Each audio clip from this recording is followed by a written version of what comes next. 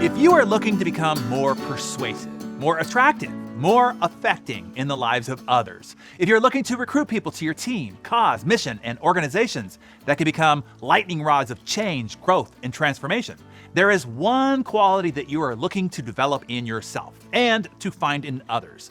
Let me explain this quality by using a story from antiquity. So, there's an interesting story set back in the very early Christian years. First off, you have to remember, it wasn't like it is today.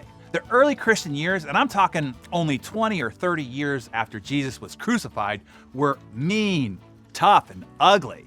Back then, you didn't go around saying, "I'm a Christian." They would cut off your head or throw you in jail. Unlike today, they didn't fill an entire Coliseum for a Sunday rally with Joel Osteen or the Promise Keepers. In fact, back then, it was well known, if you're a Christian, you wanted to stay out of the Coliseum, and especially on Sundays, because Sundays is when they had fun feeding the Christians to the lions. You've heard the stories, right? Well, when things are mean, tough, and ugly, that is when you need a leader, someone of influence, someone who can change things. So the story goes that God went out recruiting, and God lands upon this guy named Saul from Tarsus. Now, Saul was a really good pick. He was an incredible guy. His nickname was All Out Saul, because whatever Saul was into, you're gonna hear about it. Saul had a political opinion, everybody was gonna. Saul liked a new wine, everybody was gonna be trying it.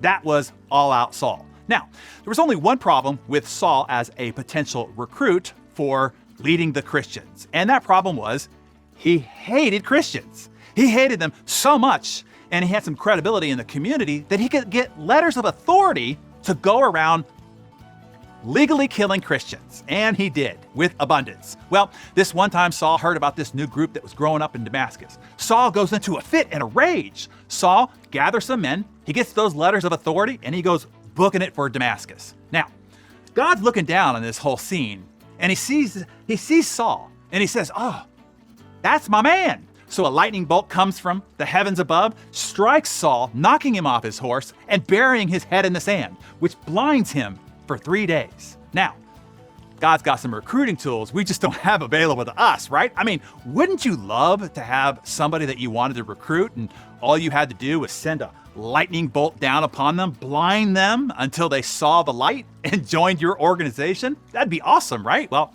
I guess if you're God, you can cheat like that. Well, as you probably know, the story goes, Saul gets converted to Christianity. It is Saul of Tarsus that you might now know as Paul the Apostle, one of the greatest Christian leaders there ever was, widely considered the second most important figure in Christianity than Christ himself as number uno. There is a famous quote in the Bible from Paul that says, "The things I once hated, I now love. The things I once loved, I now hate." The point being, no matter what he believed in, he was passionate about it.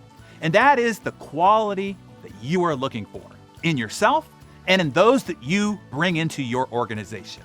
You see, I don't mind if you disagree with me, as long as you disagree vigorously. I like full throttle, fully engaged, and passionate people. Even some of your greatest adversaries can become your greatest allies and champions. Kaylee McInenney was the Saul turned to Paul. She appeared regularly on CNN as a paid commentator, declaring there and on Fox Business that, quote, "Donald Trump has shown himself to be nothing but a showman, and it is unfortunate, and he is inauthentic to be a Republican." Kaylee called his comments about Mexican immigrants racist. But then, who knows what bolt of lightning hit her, and suddenly she became not only a supporter and advocate, but his actual press secretary, and undoubtedly his best. What a hell of a job that must be, right? You also saw this with a very passionate Steve Jobs and strong-willed Bill Gates. For decades, Steve Jobs cast Gates and Microsoft as the evil enemy.